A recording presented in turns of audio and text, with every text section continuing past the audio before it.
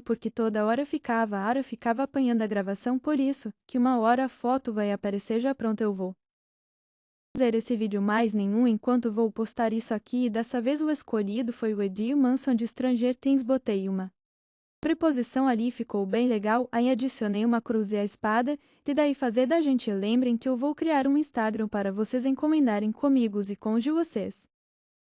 Mas enfim, uai, como ficou super bonitinho.